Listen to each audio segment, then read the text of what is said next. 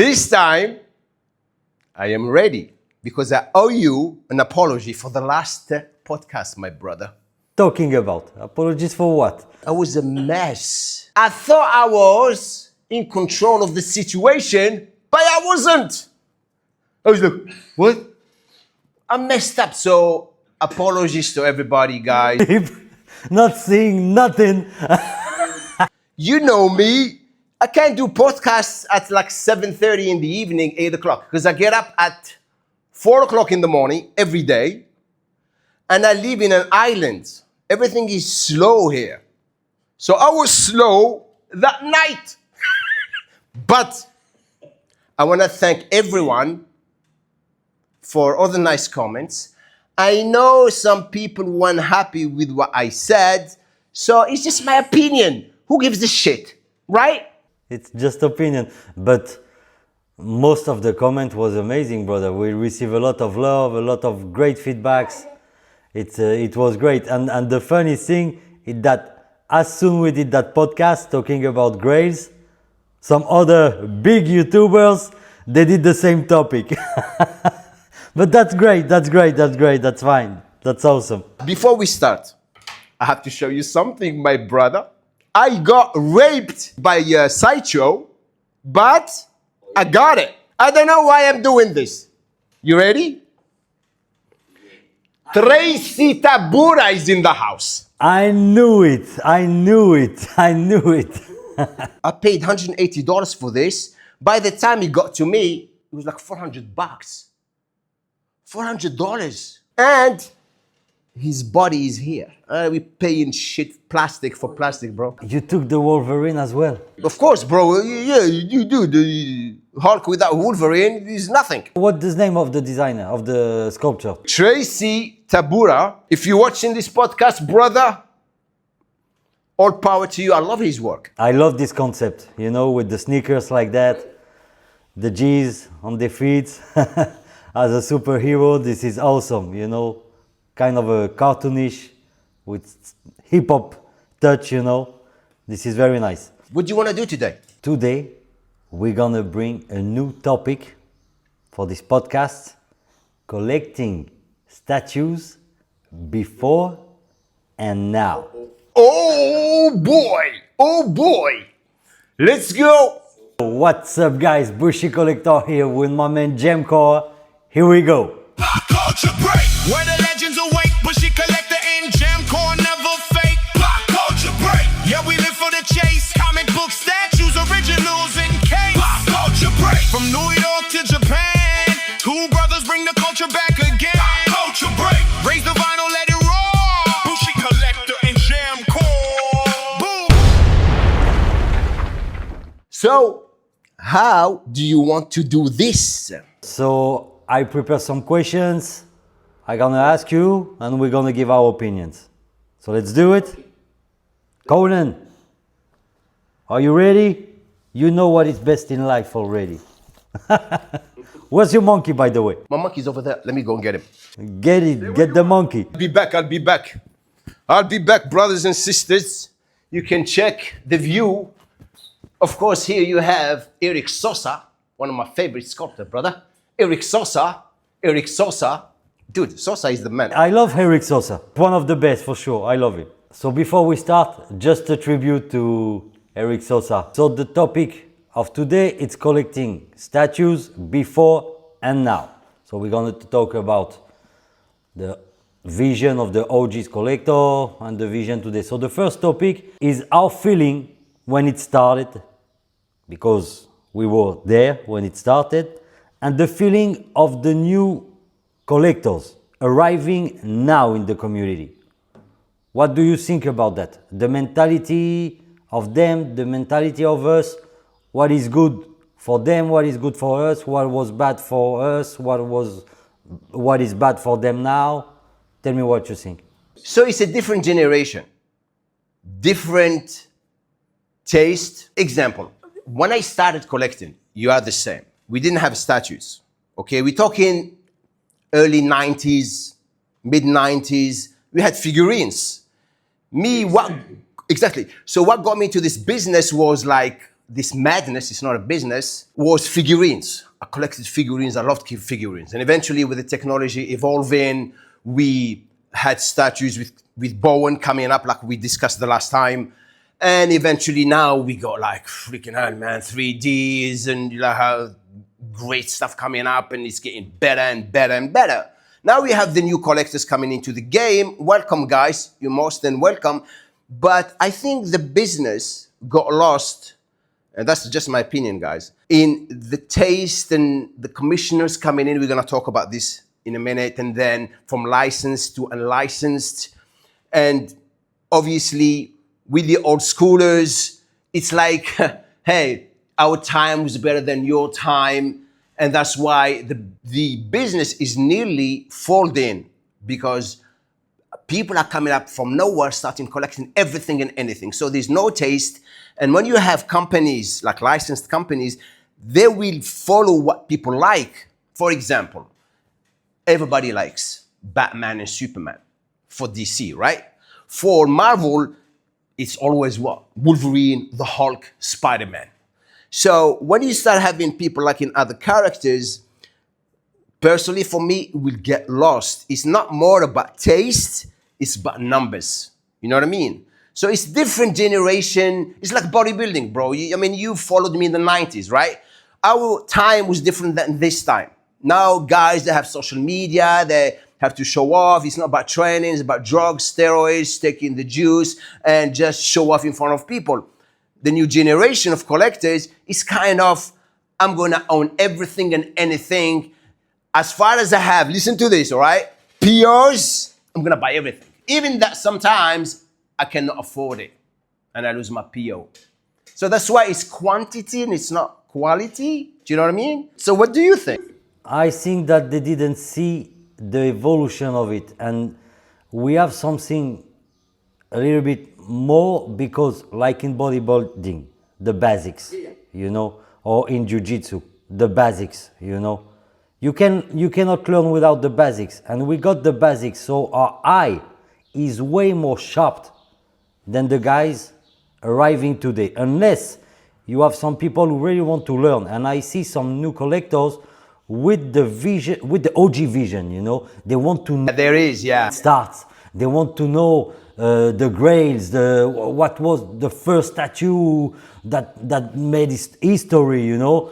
And they buy things they like. The main point is that us, the OG, we were buying things we like, you know. We never followed hype. You see what I mean? But today, they do not buy collectibles. They buy consumables.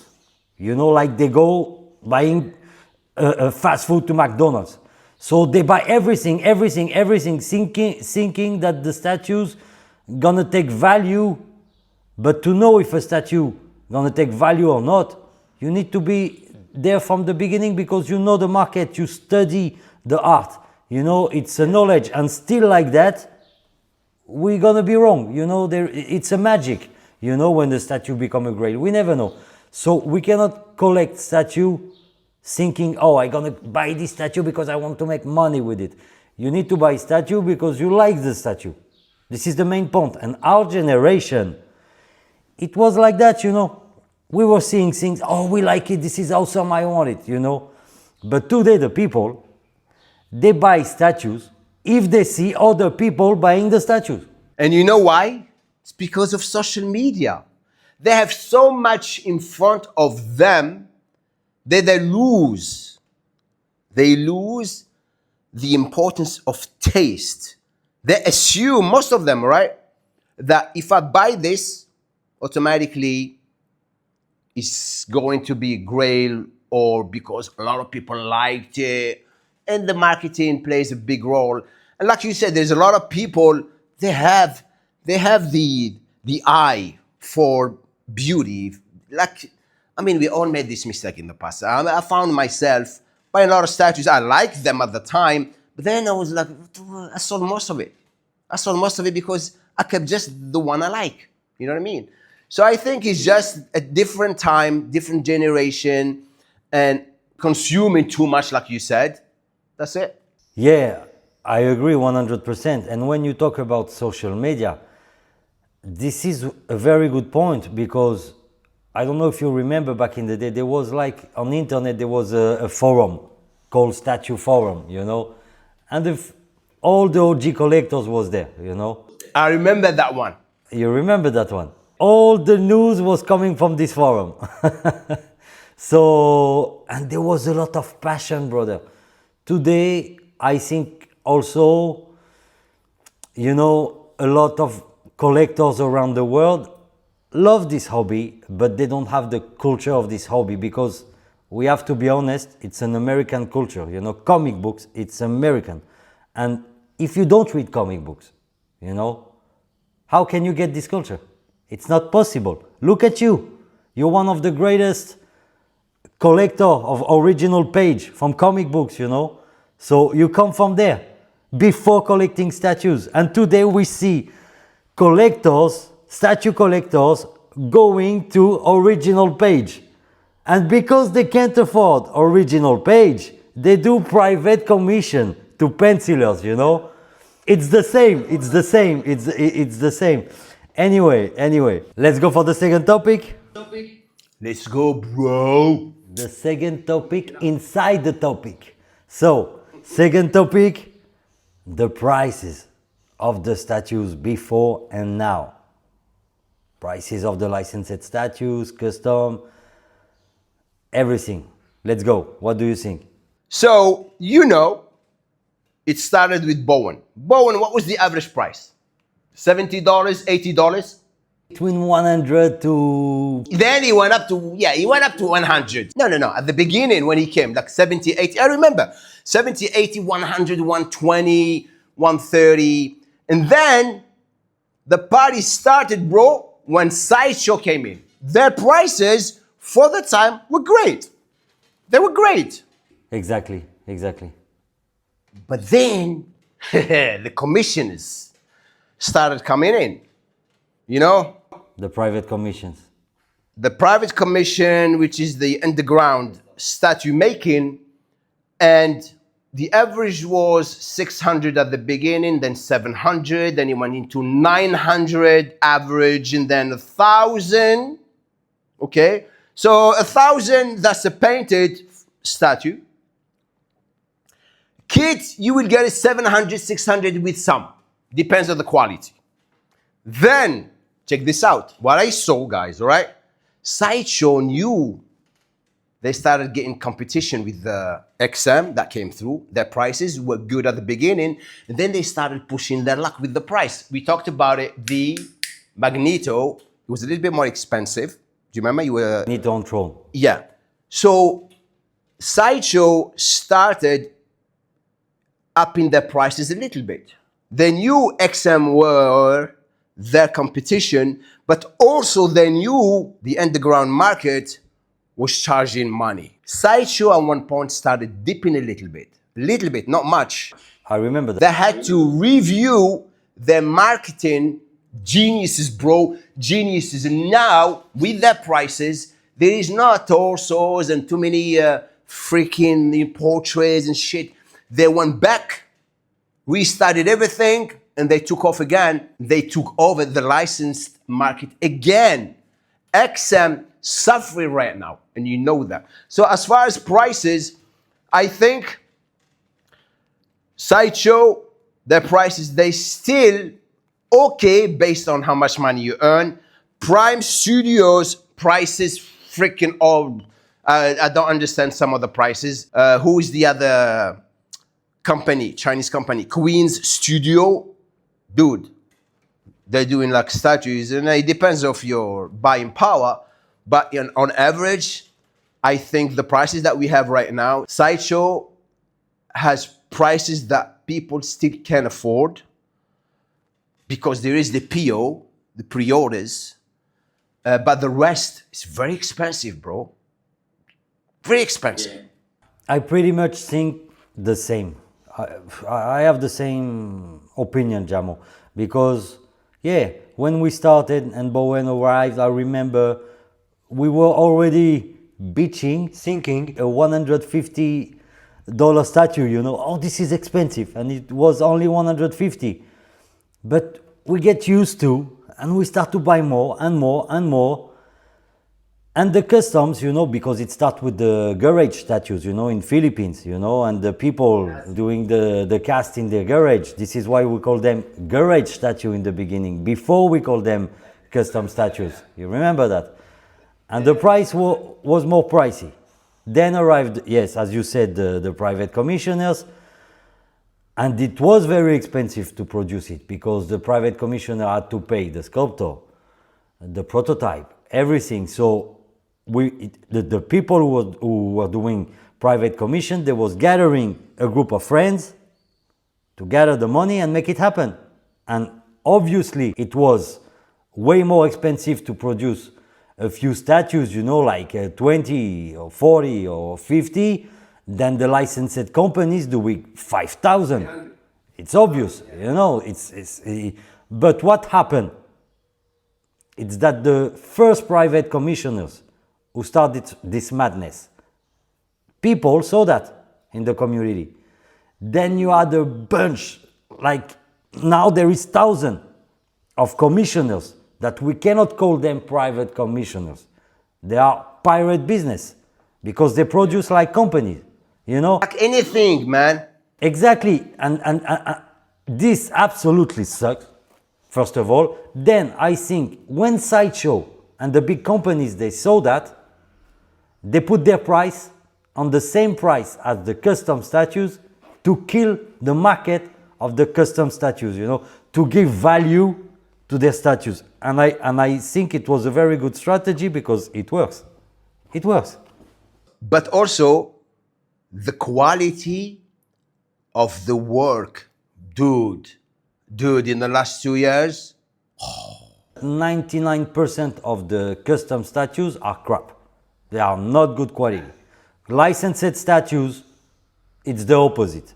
It's 99% of the time the quality is good because they have good quality control. And sometimes, you know, 1%, like one statue on 100 statues, because they produce so much, have issues and problems. The custom is the opposite. But the best commissioners, they give you the best quality that you can get. That's for sure. That's another topic, but yes, I agree, 100%, 100%. So basically about the price, yeah, I agree with you. And the price today, I think, as you said, Sideshow, it's still affordable and it's okay for what they give to you. And also that when we want to sell a statue from Sideshow aftermarket, we get back more or less the money we spend. You get the same price. Yeah, but not for XM. You can get XM statues for 50% less than the retail price. This is insane. And all the other companies that you mentioned, you cannot get your money back. You cannot get your money back. I would say the only company today that you can get your money back, at least what you spend, it's Sideshow. It's Sideshow. And G&D, you know, this new company doing 1/3 scale in silicone, movie statues, insane price. It's not justified, you know. But anyway, I'm biased because you and me, we collect comic book statues. So this is not what we collect. We have a few movie statues, but I don't know. It's not my kind of statues, but still, I think G&D, it's completely insane price, and you cannot get your money back anyway. I'm pretty sure about that. Next topic, bro. Hear it? The monkey's watching. The Hulk is behind him. And Conan is already sleeping. He's thinking, what the hell is these two old nerds thinking about toys? And Conan thinking in his mind, Conan, what is best in life? He's so cute, dude. Okay, so the next topic, it's the Chinese factories who are producing for licensed companies and also commissioners who today produce their own stuff. Of course, that's China, bro.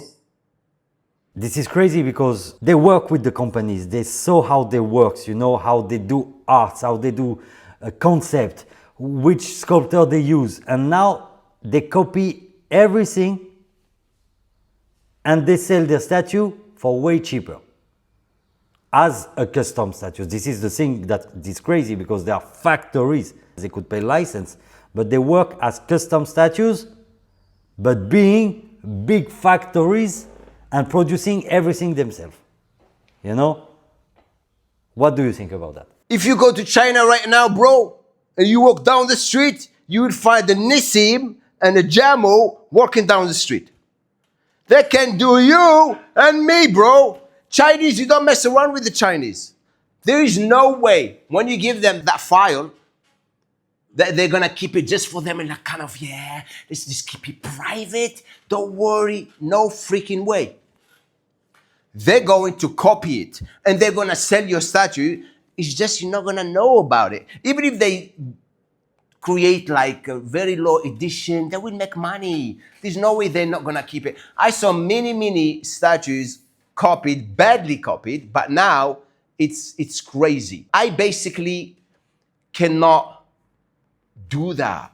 I can't. We had a situation with a very famous artist, Claudio Castellani. Claudio Castellani is just one of the big dogs in the comic world. He did a commission for me. He sold me a Superman cover. This Superman, look at this, guys. This is great. And I have a great relationship with him. And then I saw some pieces that he had, and I was like, hey, I would love to have like a high res. I'm pushing my luck here because I ordered another 2 commissions from him, and they're gonna cost me like $6,000. It's a lot of money. The Superman piece, this one, I paid 10 grand for it. So I gave him the 10 grand. I said, thank you. And he's like, thank you for being a great customer. And he gave me those high-res images. Personally, I want to do a print to frame them here, like the pieces I have here. But I cannot take them to anybody to print because they might steal the image. You know what I mean? Chinese, you send your file, but hey, good luck. Don't be surprised that you're not gonna see it somewhere else, Exactly. This is taking the credit of other people, and we're gonna come to this topic as well. But I agree, and I will say as well that there is no, how can I say, there is no soul. It will never become an epic statues. It's nice. They do some nice stuff. You can display them, okay. But personally, I bought 2 times from factories like that, and I get pretty disappointed with so many things. There is no the passion. You don't feel the passion when they do the things. As we said before, it's about culture.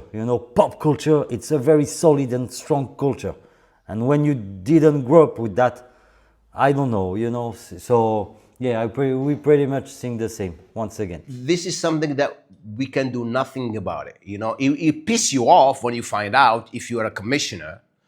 But what are you gonna do? What are you gonna do? This is something that you can't control. So you just let it go and just try to, if you are a commissioner, try to work with a factory, knowing that, hey, if you see your statue somewhere else, don't be surprised. You know what I mean? Next topic. Yes. The excitement of doing PO before and now. Why we lose the excitement? What create the excitement before and why now we are waiting like that, not doing PO? Okay, in this world, you have leaders and you have followers, right? Yeah. You have people who will always watch what others are doing and assume it's good. The PO situation, between bracket pre-orders, started with Sideshow, right? They had this idea. I didn't see it. Bowen back in already. Okay. He had pre-orders? The real madness With Sideshow. with Sideshow. Okay. We were waking up in the middle of the night, with the hour, and the statue was sold out like this in 5 minutes. It starts with Sideshow. Okay. Fear of missing out. Check this out, and you're gonna agree with me. In the underground world, I've seen it with my own eyes. Commissioners, 2 days is the PO, be here. They're all waiting like this. Bro, I'm telling you, they're all waiting. As soon as he put the statue, in. And you see, shit, bro. In. Anybody that puts an in, either rich or freaking broke, right? He will put in, thinking that if I put the in, I'm gonna get the statue. Because I'm gonna make 2.5 grand this month. I'm gonna put $300 here. He doesn't know that 2.5 grand, it's not guaranteed. He might lose his job. He might overspend because he's putting in 20 different groups without thinking, not knowing that when the commissioner, which is a big problem for the commissioners, and I had some discussion with them, right? They go, dude, I just got screwed by another guy. I cannot sell.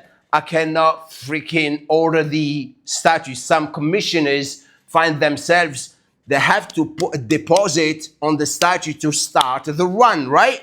And then the second deposit, this is how they're going to pay for this statue. And then the third deposit, and then painting, production, and then the shipping, which everyone has to pay for it. And then they will send the statue.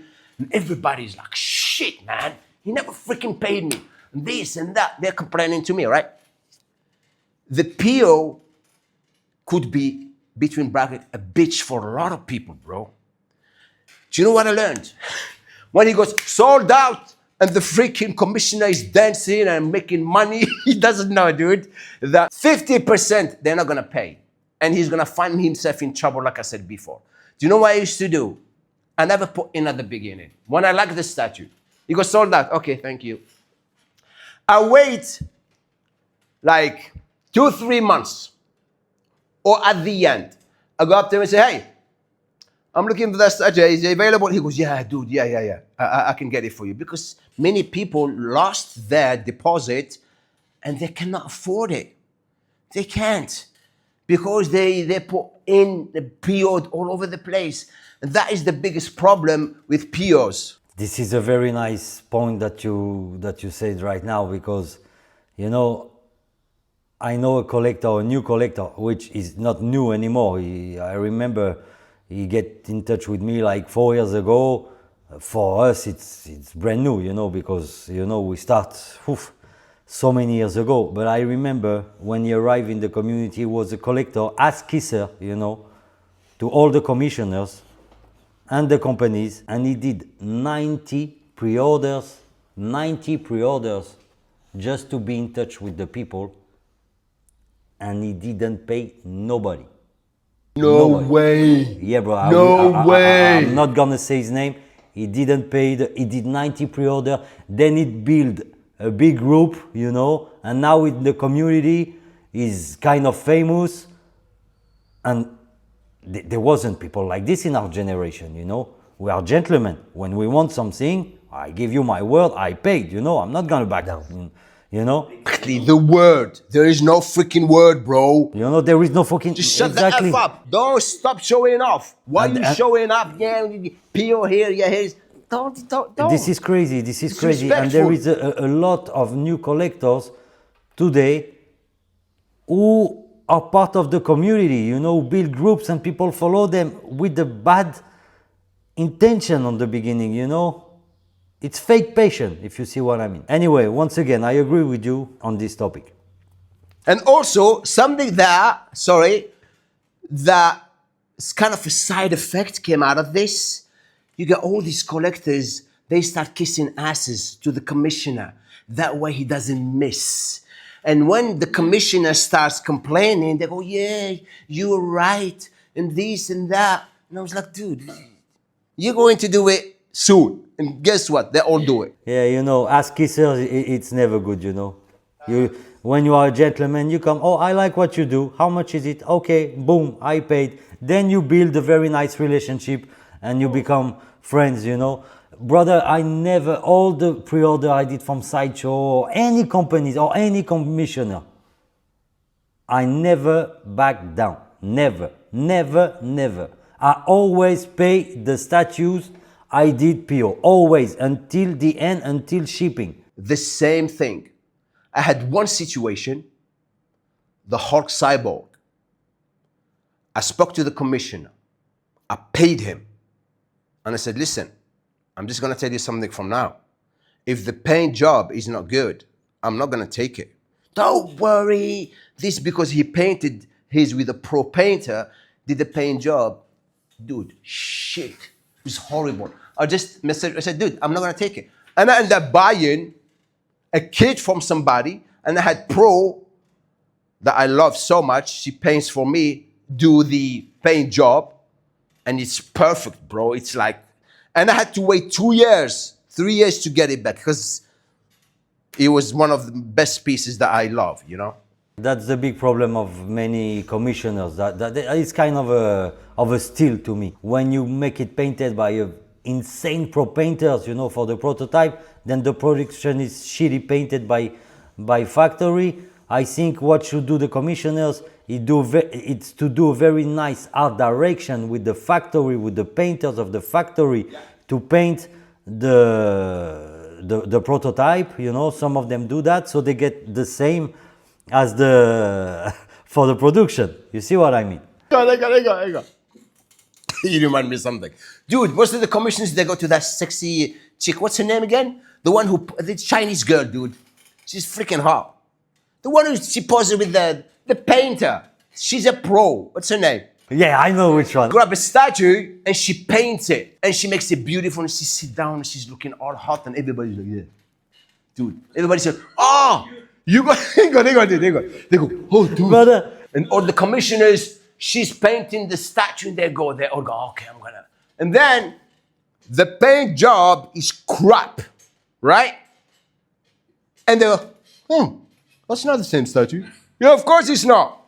The one I know who you're talking about. The ones super cute, you know, but with super clean hand, without paint on their hands, and who never dirt herself painting. So, brother, when you're a painter, you know that painter get into the dirt, you know. Yeah, you get and she's like perfect, and the angles, the makeup, and she's like.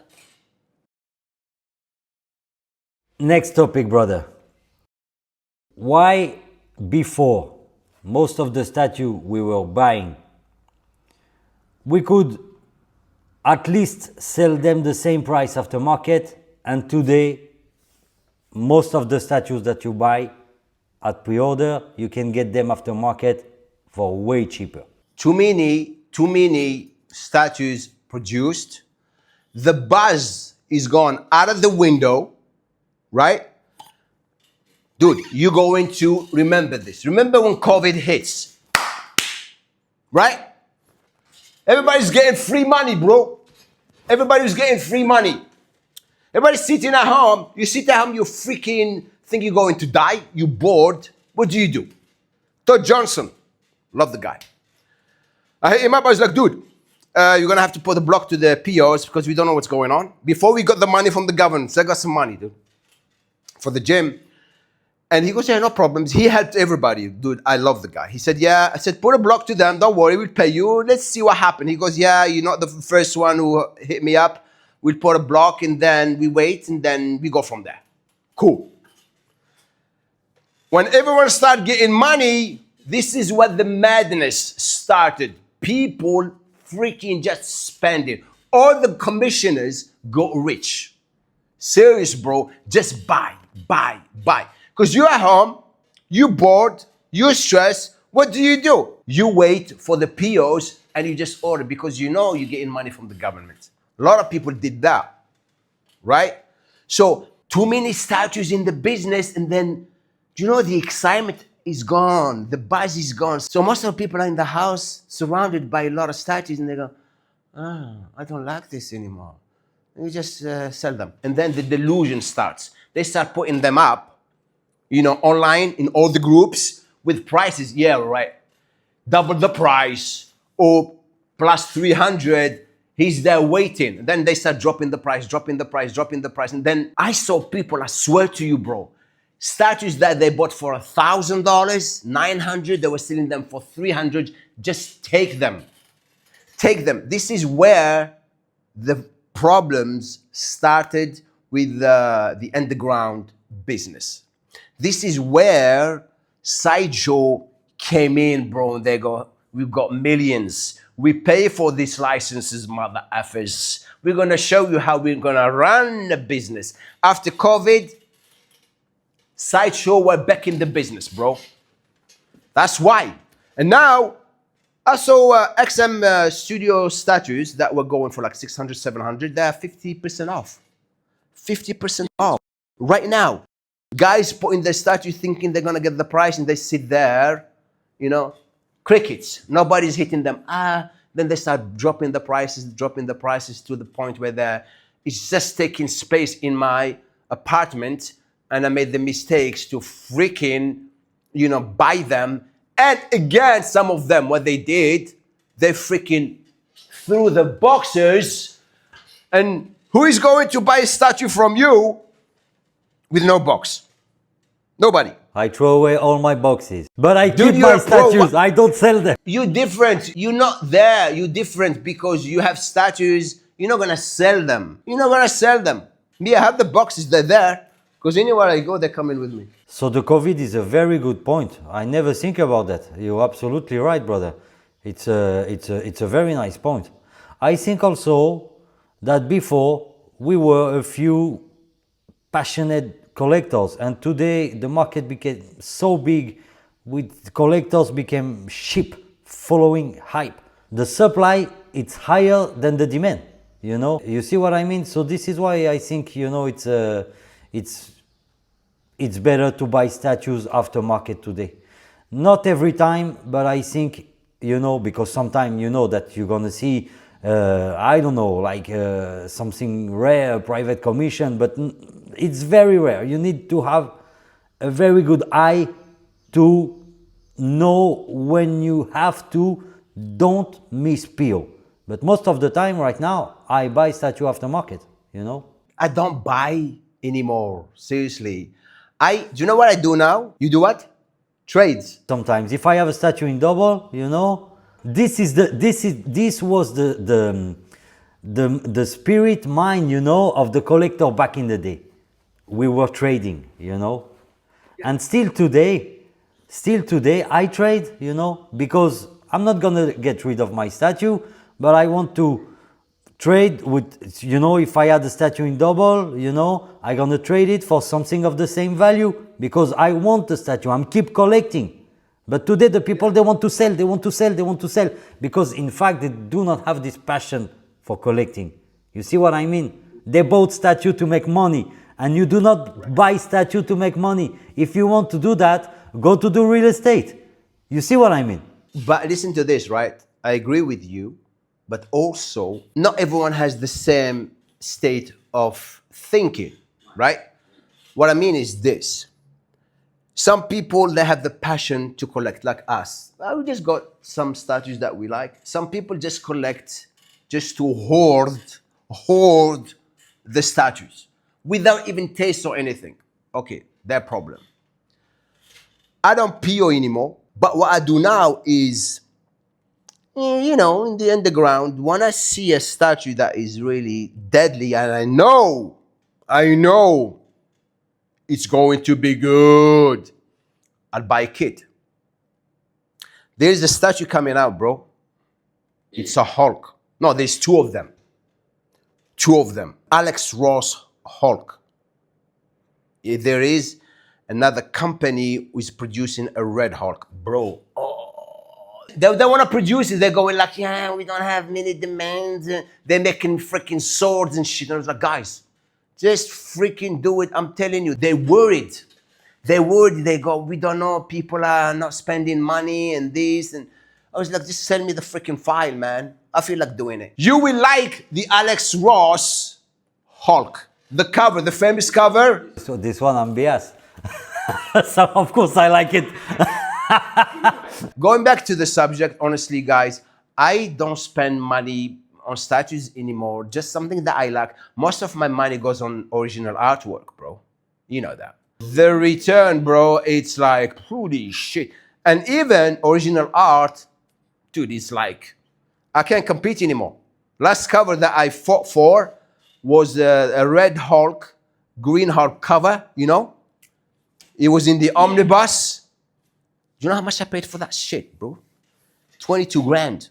I was fighting with this guy, and I was just towards the end, I was like, shit, man. Ooh, 22 G's, bro. Man, I know now it's 50 G's, if not 60 G's, right now. Right now. I doubled my mind, if not more. Page, it's an investment. Yeah. It's passion, but it's also it's also investment. I think it's not the case unless a few grails that we talk about in the first podcast. But there is so many more original page that cost money. You know, statues, it's more like passion, and we try to don't lose money. We try to trade. We try to, you know, to. I think the old collectors, we don't lose money because we know how to buy, and we have already a base of statues, you know. So we don't lose money because we can trade. But the new collectors, they will lose money, definitely. Unless they are smart and they want to learn about the hobby and, you know, to don't do the mistakes. But definitely, original page, it's another level, brother. It's another level of collecting. You know, it's big money.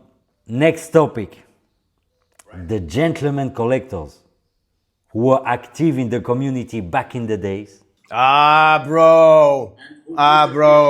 Dude, I miss him so much. He's only one big dog. You're thinking about someone. Dude, there's only one guy, bro. Imme Sonice, bro. Imme Sonice. Imme Sonice, bro. Bro, that guy, man. That guy is so freaking rich. Not only rich, money and wealth, but heart. Beautiful heart. You know, and the class and the eye, you know, everything. Nobody can come close to Imme Sonice. Show me anyone, either with money, with no money. That guy, do you know? Hold up. So I get excited just talking about him. But let me tell you a story about Imme Sonice before you start. Imme Sonice, you know how we arrived in the community? From the early days of Sideshow, back in the day, Sideshow, there was giving shout out, you know, to some collectors. And in the newsletter, they was posting a statue of a collection of their client, you know, every time. They don't do this anymore. It was very nice back in the day when they was doing this. I was loving it. And one day, they posted in their newsletter the man cave of Imme. And listen to me, the entire community thought that it was the secret base of Sideshow. Nobody know who he was. Nobody. And everybody, we were thinking it was the secret base of Sideshow. Then one day, he get in touch with the OG collectors, you know, we were just a small group like that, and he get in touch with us, and we became friends, and we shared together our passion for the hobby, and it was amazing. And when we discovered that it was him, you know, he started to share his house, his collection, and we was drop Joe like that. And to this day, nobody get a collection beautiful like that, with a display, with a classy display like that. Inspired a lot of people, even me. You know, my collection now in my office, I get inspired from Imme, you know, for the design. It's not the same, and it's not on the same level. It's even if my collection is very nice, the display of Imme to this day is the number one. Even the office of Sideshow, it's far behind the display of Imme Sonice. It was insane. So this is how Imme arrived in the community. Then he disappeared, bro. So, and we know why he disappeared, but I let you talk about him now. How did I discover him? I was watching a podcast. Jim Mint, love that guy. I love Jim Mint as well. I love Jim Mint. Authenticity. Jim Mint, I love him because authenticity. You know, Exactly. We have authenticity. This is why I love Jim Mint. Check this out. I was watching Jim Mint and some other collectors, and they were talking about collectors, and then they showed the collection of Imme Sonice, and I was like, what the this is a whole nother level. And then they talked about him and they showed his Facebook page or something, and I saw the name. So I clicked on his name, and dude, I was like a little fan, like a little bitch, a groupie, going up to him, going like, "Hey, dude, bro, I love your collection, dude. This is dude." Kids at the end of the day, brother. Wait. I was like a geeker. Dude, I can't believe this is just amazing. He responds to me and he goes, "Jamo, I'm a big fan. I used to follow in the bodybuilding magazines." And I was like, "Shit, man." He goes, "Are you the Jamo? I was like, "With this Jamo bodybuilder?" I was like, "Yeah." He goes, "Man, I used to buy all the magazines. I used to read all your articles and we struck a friendship. We became friends, bro." Talk to me about you, and he told me that he was your fan and he was following you buying the magazine. This story I know it because he told me. So I started connecting with him, and then at one point he started really not liking the hobby, you know. You saw some people, their behavior and everything, and so he did a post. I remember like today, and he was just talking about, you know, that his passion for collecting is not to show off what he has and how he displays, because there was a lot of freaking haters. You know, those freaking Funko Pops. Nothing against Funko Pops. I like Funko Pops for the people who's gonna start getting excited. Those little, you know, collectors who comes and all of a sudden, "Oh, dude, I'm in the business. I'm gonna start collecting statues because it's the POs." They started hating on him. So he got so pissed. So he just left. He goes, "Jamo, I'm gone." I was like, "Dude, please, don't listen to them. They're a bunch of freaking idiots, dude. Don't listen to them. Stay, just collect what you want." And he changed his mind, and then eventually he had enough. And he sold his house with the collection in it, everything, to another rich man. I was like, because he moved to New Zealand, I think. Then he kept collecting, but not much, just pieces here and there. And then one day we were talking on Facebook. We lost touch. I'm trying to get in touch with him and I can't find him, bro. I even got a friend of mine to send me his contact number, so I just sent him a text message. And at one point, after he left the hobby and we were still talking, dude, he did something that was so touchy, you know? He goes, "Jamo, I just bought 2 statues, Hulk Wolverine statues from this commissioner, and I want to give you one." I was like, no, bro, no. You don't have to do that. He goes, no. I was like, "Please, no, I don't want that." He goes, "No, Jam, I want to give it to you." And I was like, this is a guy who wants to please people, who's so cool.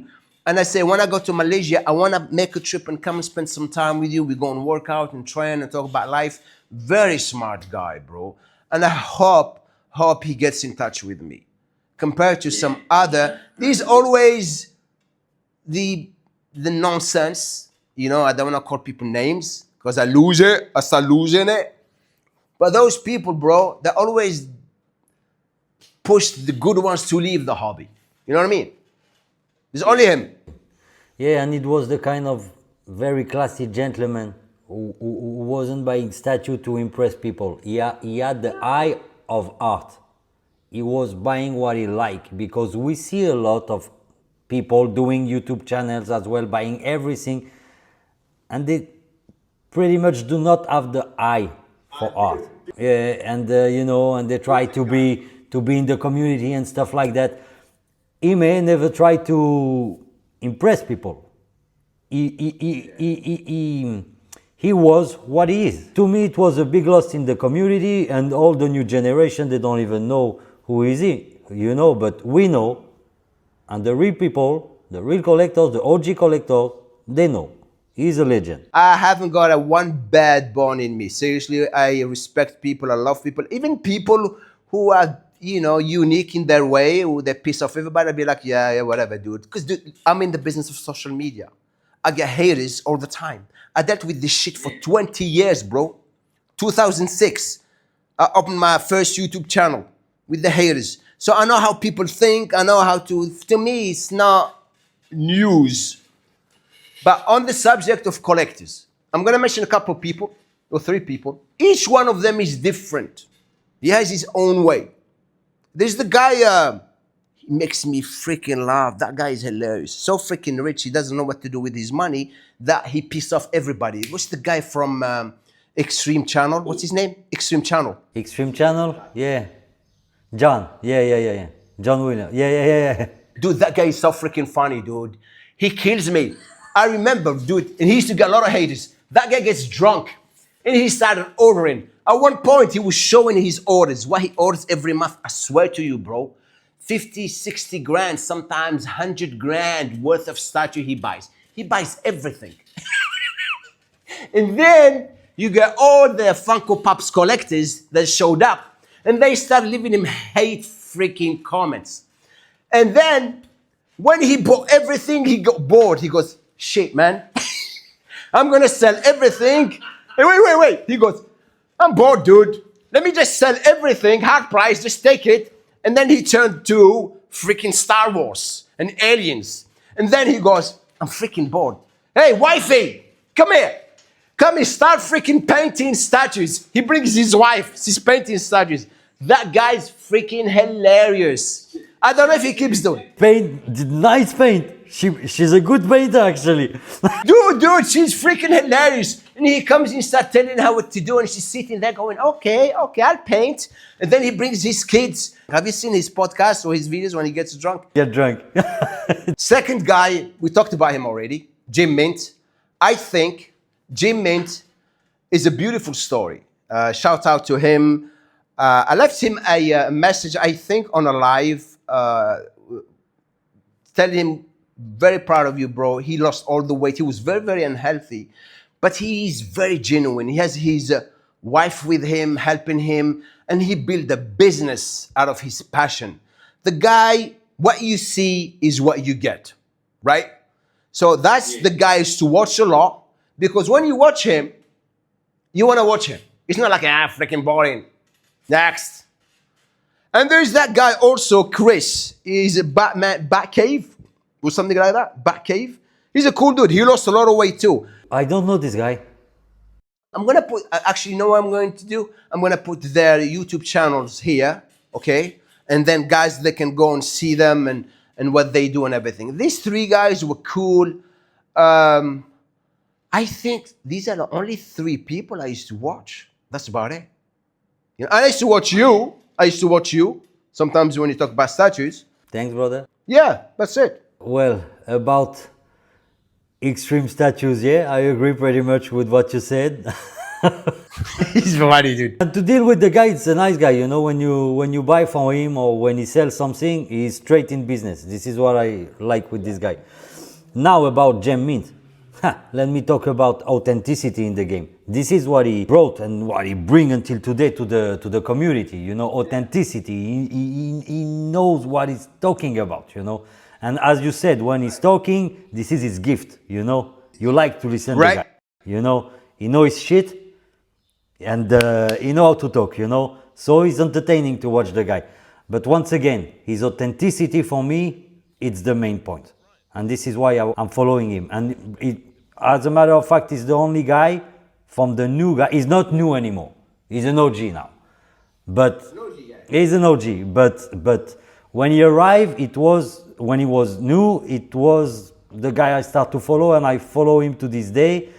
And pretty much I'm not following anyone else apart, of course, my brother Thor Gunderson, Thor Gostoza, I mean, from DCX. You know, I love the guy. He's very entertaining to watch. And hey, there is not pretty much people like that in the communities. You know, there is a bunch of YouTubers I don't even watch.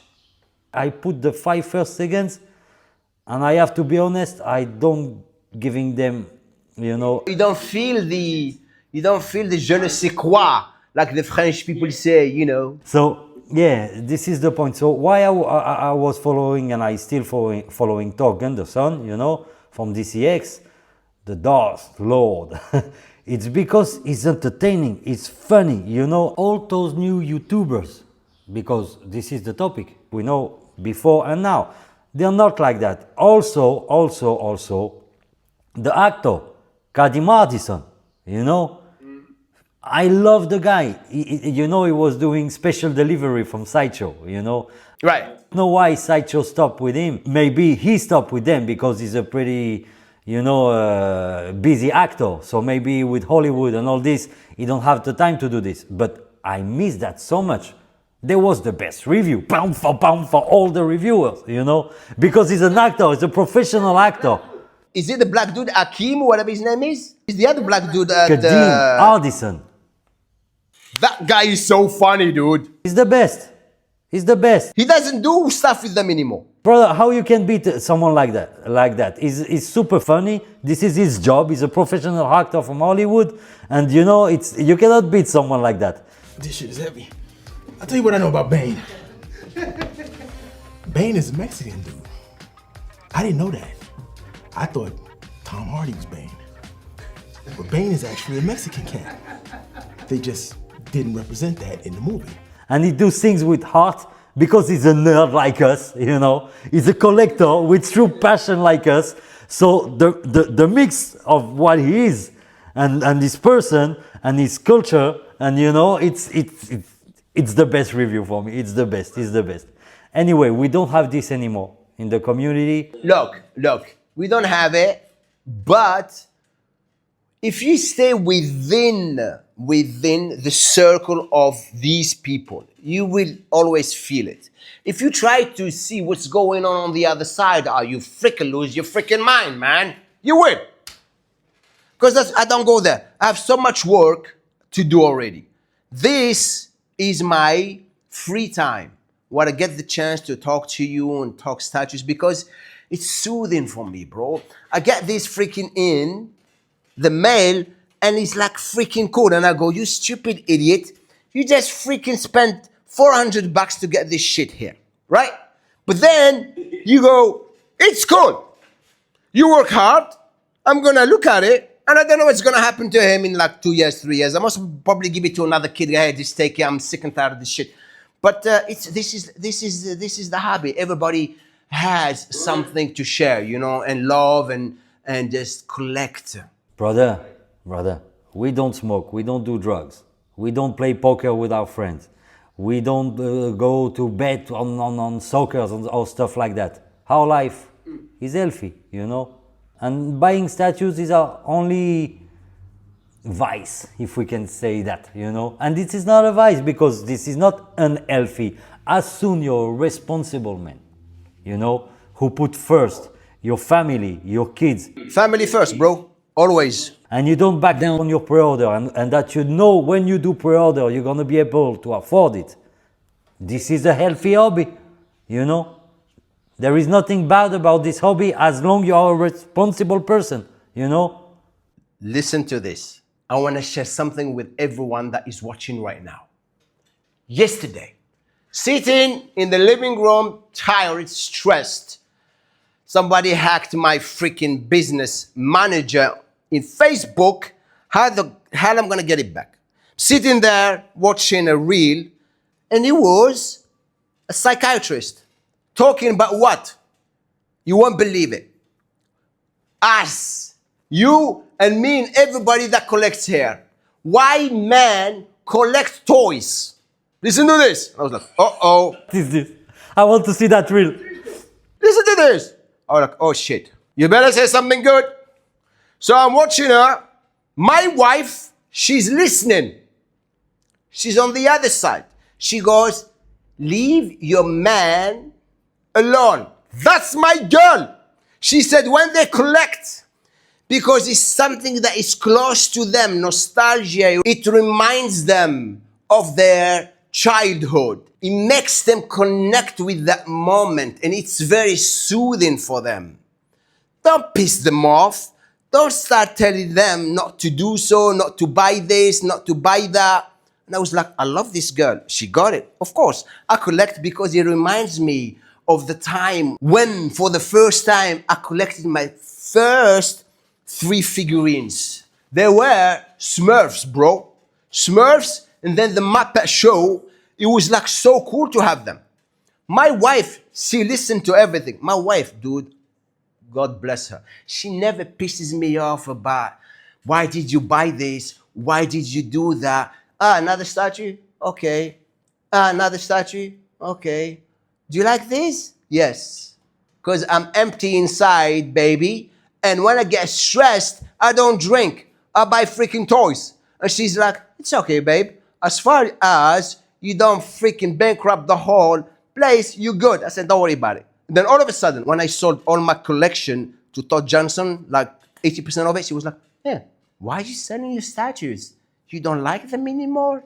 I was like, I've had enough. You know what I mean? By the way, you have an amazing wife, you know. I'm not gonna start on this topic. The OG collectors who know me, they know. A lot of guys have this problem. I have to ask the wife to place a PO. Dude, on this subject, some commissioners, they canceling because his wife is going to divorce him. That was his excuse. My wife told me, if you buy this statue, I will divorce you. That's why I cannot. Why did you freaking place the PO then? No, those are pussies, you know. This is crazy, you know. I never understand that. How you can ask the permission to your wife to buy what you want. This is crazy. If your wife loves you, she let you buy what you want. You know, as long the family doesn't miss anything. Exactly, bro. This is what I was going to say. You paying the bills, you got money in the bank, you have some extra money that gives you the smile, and you're not using it to go and get, you know, whores and gamble and drink. You know, you buy a toy, it makes you happy, you look at it, and then you go and sleep. Yeah, wives who try to control me, that's ciao, bye-bye. You know that. You got married 3 times before the last one. 4 times, bro. 4 times, 4. so you know. So you know, brother. 4 time lucky. Don't go there. Next topic about collecting statues before and now. What you think about the economic situation, about the companies, the artists, painters, sculptors, and collectors, and commissioners? The future, do you mean the future of collecting everything based on the economy and what's going on right now with the war and all that shit? Yeah, exactly. About how is the economy today compared to before, you know, for big companies, for example, and for artists, how it was, how it is, and how it's gonna be. What do you think? Brother, in the past, we didn't have all these problems. The first thing that is a big problem right now is shipping, as you know. And it's getting worse now with this war going on. I truly believe that this game eventually will be very limited to the people who can afford buying statues, bro. Because right now, as far as we have this war and all this madness, this lunacy that is going in this world, things are gonna get tough, bro. Yeah. Very tough. I hope things will change. We don't know. Because it's a system. It's a system that is controlled, right? I told you, dude, I paid $200 to get this little toy here. That's crazy. I mean, I live in Little Island, but I remember not that long ago, I got a box for like $75. But it depends how you're gonna run your finances, how much money you have in the bank. Are you going to be driven by the love and the passion to keep buying, or just you're gonna shut down everything and just calm down because money going into statues instead of saving it for the future is also something we have to think about. Also, dude, in 4 or 5 years' time, we don't know if the dollar will be the world's currency. This is where we're going with this. We don't know. My business is based on dollars. You know what I mean? So I have to think about that. You know, a lot of people are going to go, oh, dude, they just buy a cryptocurrency and all that. Shut the F up, dude. Everything is controlled, all right? So now China is the superpower. We get our statues from where? China. This phone that we're using to freaking talk to you. China. Your shoes, China. T-shirt, China. Jeans, China. This, China. This monkey, China. This is Hulk, China. This is China. Everything is China, dude. You don't mess around with the Chinese. Yeah, and the thing is that today they do the best quality. Dude, they're working 7 days a week. They're not starting wars all over the place. Yeah. Well, this is a nice point about the war. I believe that today the economic situation of the hobby, especially for the companies, and especially for Sideshow because it's the big dog, you know, it's the godfather of the companies, you know. The numbers don't lie. The economic situation is way higher than before, you know. They do very big money, you know, and people are. But you know why? They don't have just statues, they have, many other things. Sideshow, when they started, at the most, they had 50, 60 products they were selling. Now is hundreds and hundreds and hundreds. They don't depend just on statue to make their money, bro. Little toys, many companies, that's why they will always sell. And the other thing, and then I'll let you talk, sorry to interrupt you, is when people have issues, or are depressed, or have problem, what do? They drink, they eat, and also buy things. So if you're a collector, you're going to buy a toy, and you get it, you get excited, instant gratification, and then you put it on the side, and then you wait for the next toy to buy, even if you don't have the money. How far are you going to go with this? I don't know. Go ahead.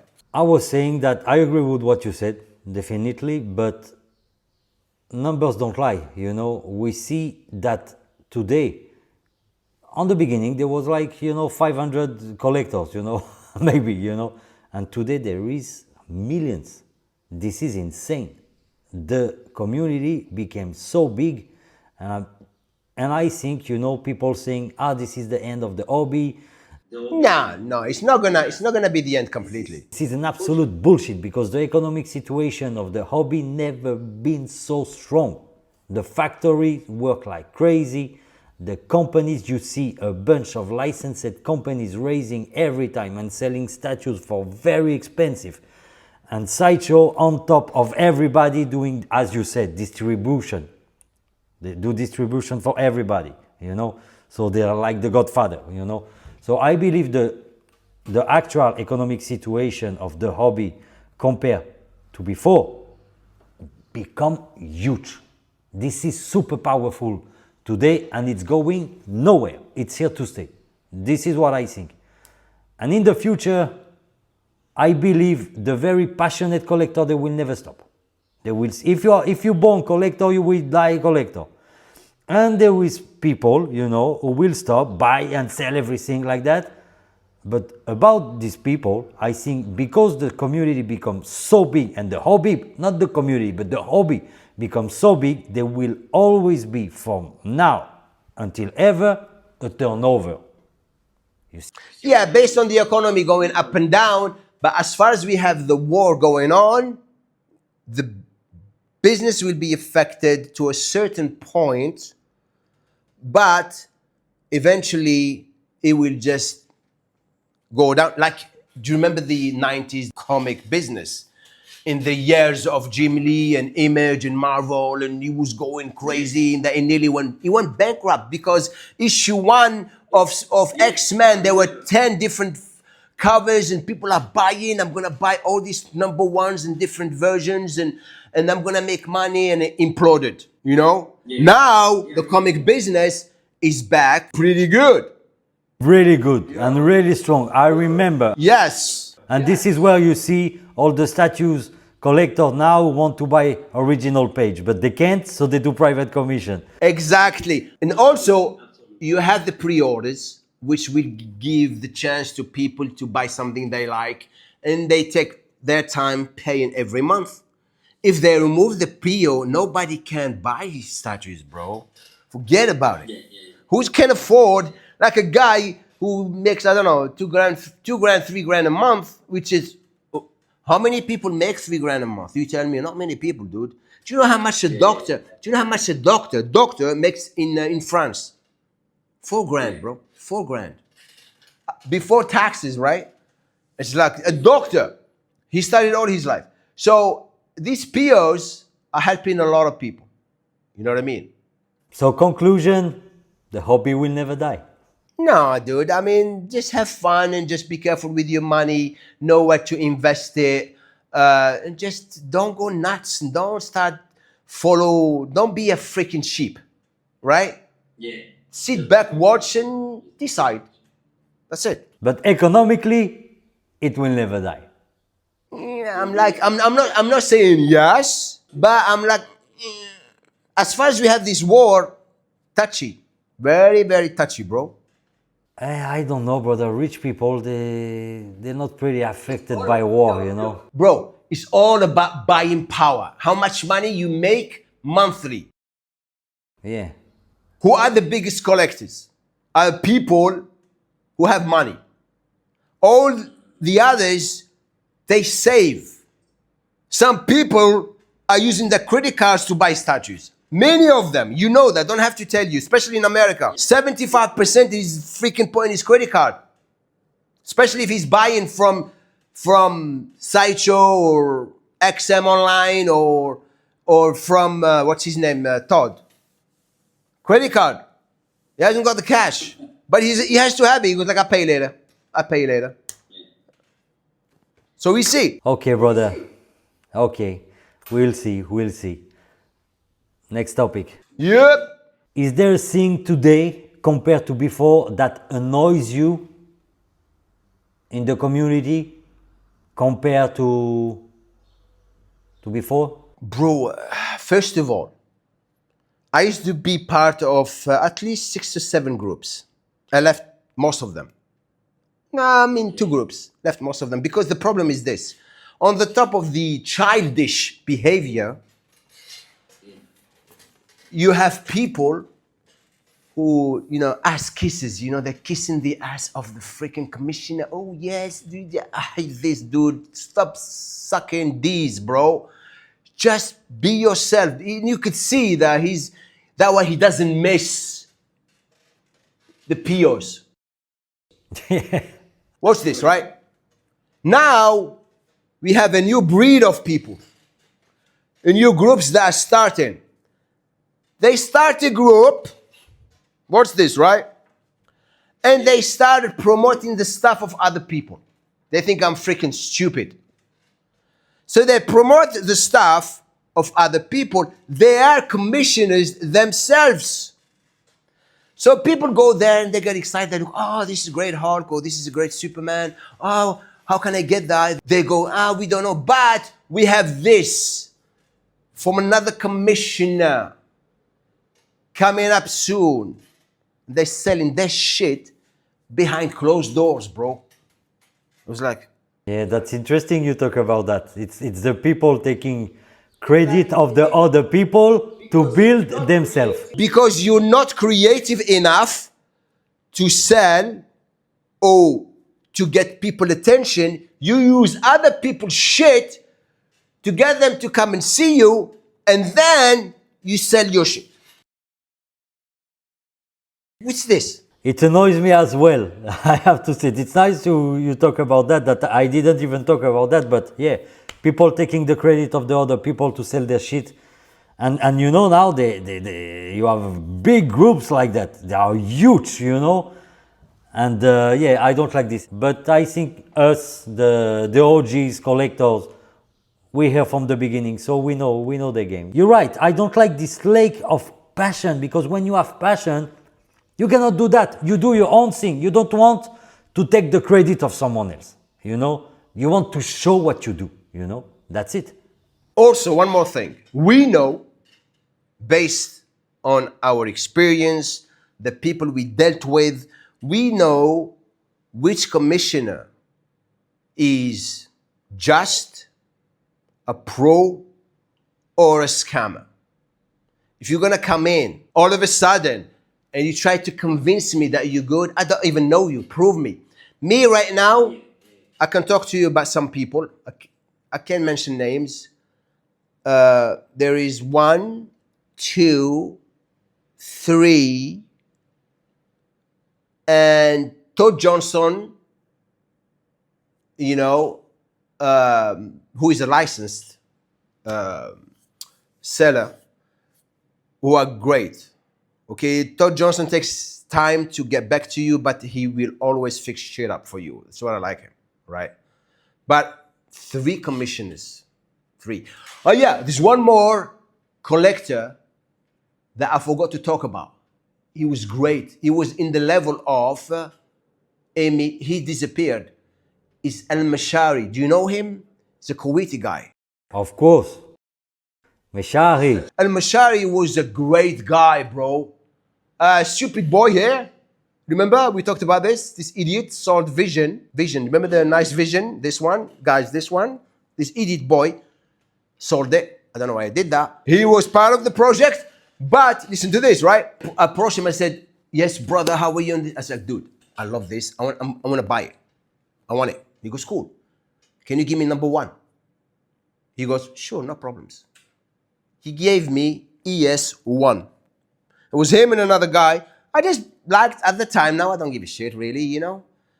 He was such a nice guy. But the nice commissioners, okay, I can count them in one hand, right? And one of them is licensed. So you have 4 good ones.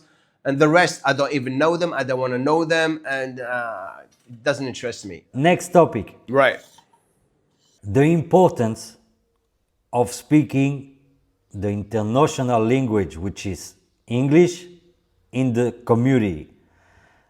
I mean, we all come from different places with all different accents, you know, and this is funny as hell with my broken English, for example. But I think this is important to be able to share together and to know what we are talking about, and especially because it's an American culture, you know, comic book, so, and pop culture.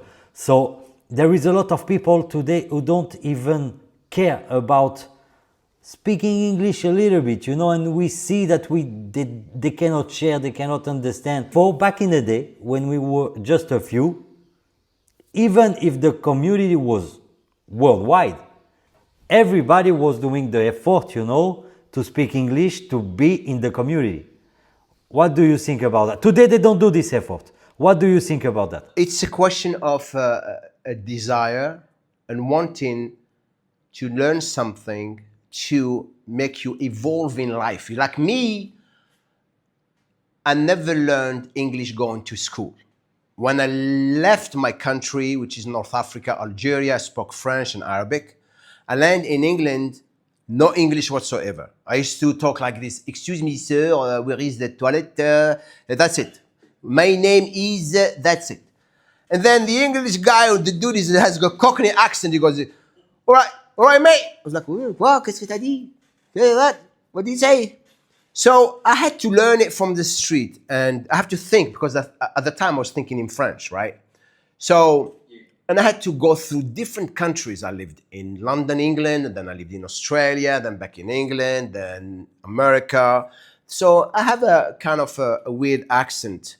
And now I'm back speaking French, you know, because my content on YouTube is in French. So I tend to learn my English. Like now I'm talking to you and I'm thinking straight because I have to enunciate, to communicate with people. Like my friends, like my best friend in America, his name is Scott. He's got like, he'll make fun of me, right? He'll make a fun of my English. And I will go, yeah, mother effer, you know, at least I speak 2 languages. He goes, yeah, and one of them is not English, mother effer. You know what I mean? He's like, yeah, and one of them is not English, mother effer. And, you know, so these people, you know, I think it's when you are comfortable in your skin, it could be in 2 ways. The first one is to let yourself go and learn. And the second one is to do the opposite. You know what I mean? It's like, you know, just, you know, it is what it is. It is what it is. Me, I don't give a shit, bro. I make fun of myself on YouTube. Hell yeah, this is why I love your channel. You cannot come here and try to make fun of me because I will bury you. I'll be looking at you like, yeah, keep going. Yeah, so, you know, so these people, I think now with the new generation, it's like a desire. What you want to do in life? Are you going to stay comfortable in that moment in your life and not evolve, or are you going to learn the language to try to appreciate even more collecting or communication with people? Is like this video is watched by a lot of people, you know what I mean? It's like some guys are like, oh, that's cool. Some people are going to like this podcast, some people are going to hate us, some people, but one thing for sure, we're gonna get the two type of people. The one who will love us and the ones who will hate us. It's okay, you know, you're not gonna start going like, oh my God, he hates our podcast. It's if you don't like it, you don't like it. It's all good. We still love you though. That's it. Yeah, we are on the same line about that. We used to live in many different countries. This is why we have all kind of crazy accent, you know, that build us, and we don't care. We talk as we talk, you know, and at least we're able to share, and that's it, you know. When you try, people love it when you try, and they go, shit, I got respect for him, man. I got respect for him. He's trying. Okay, brother. Last subject. Go. Think statues before and now. Do we, Jamcore and the Bushi, will continue to do PO and will we continue to collect? And are we going to continue to collect for life? It has to be very, very special for me and unique for me to place a pre-order. I told you what I do now. If I like something, like I told you, this Alex Ross Hulk that is coming out, it's deadly, bro. Yeah. It is deadly. I think I'm going to get it, right? And I'm going to get a kit and then send it to my painter pro. She's freaking so good, bro. She's going to paint it and I'm going to put it here because I still have space here. I have that. I'm going to put that there.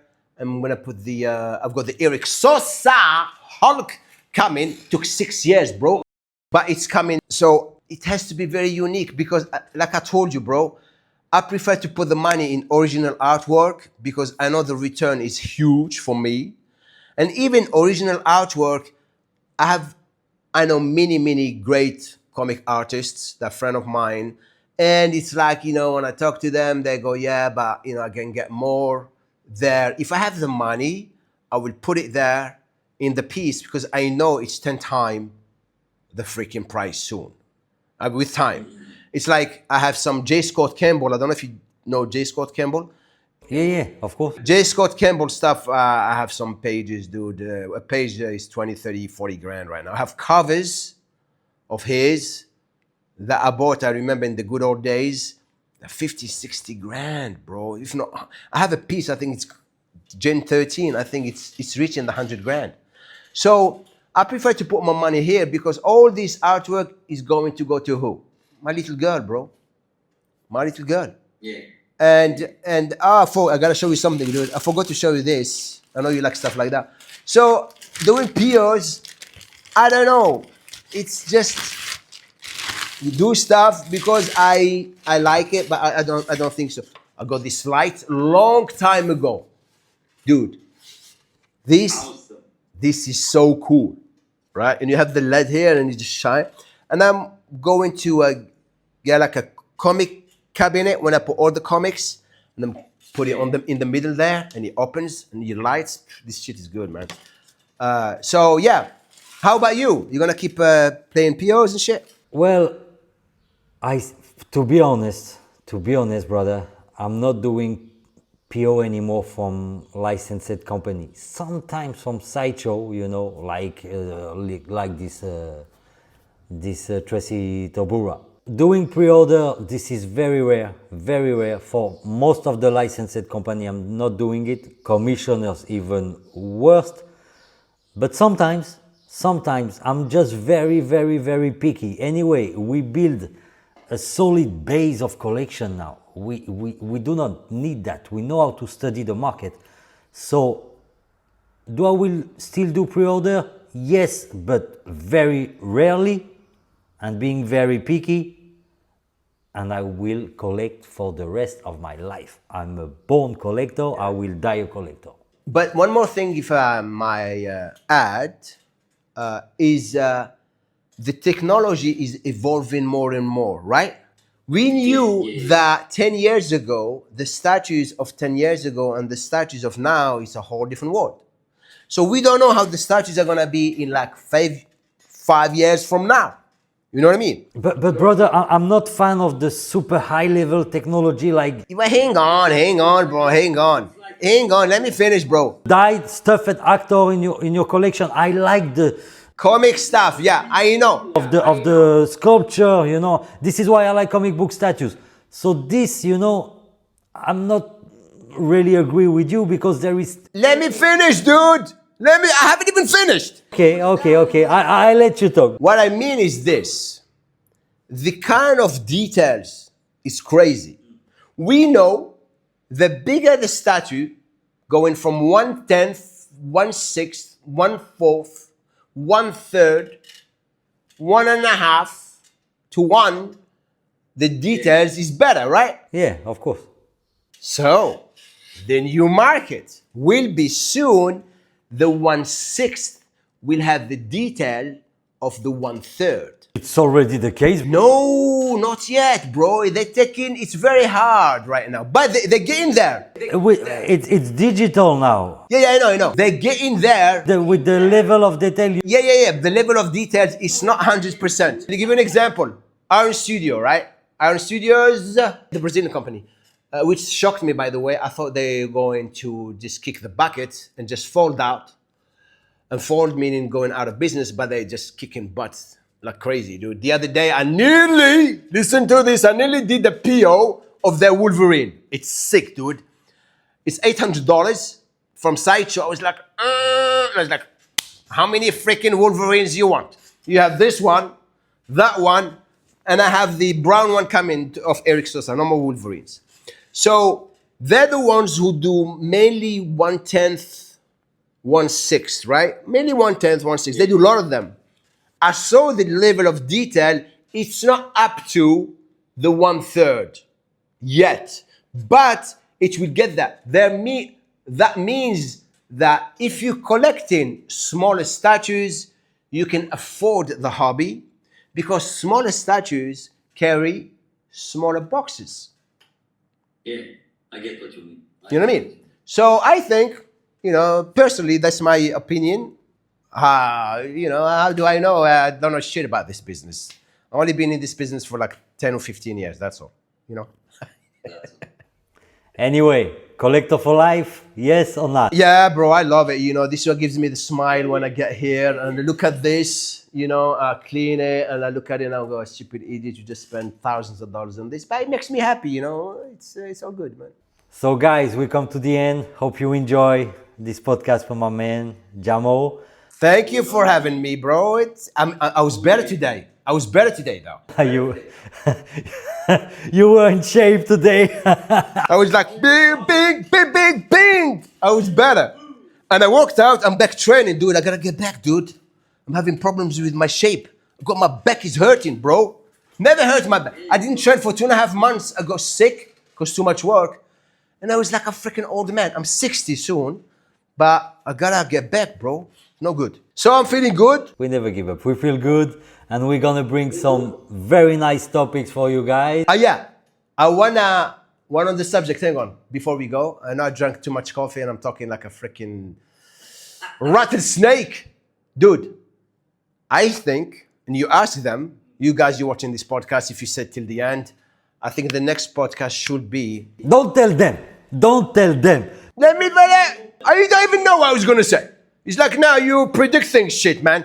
You told me your ID before, and look. Maybe it's not the one I shared with you. Dude, thank you for having me.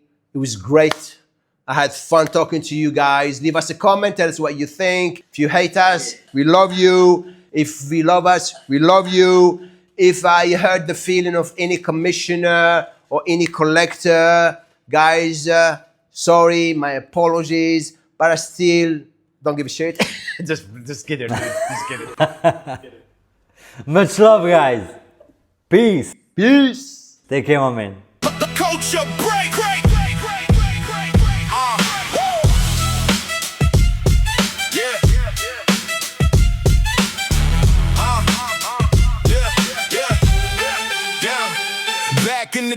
put the ink on the page. Comic book dreams got trapped in a cage. Now we grown men still hunting the grails. Rare first prints, packed safe in the mail. Bronx style beats with the boom in the back.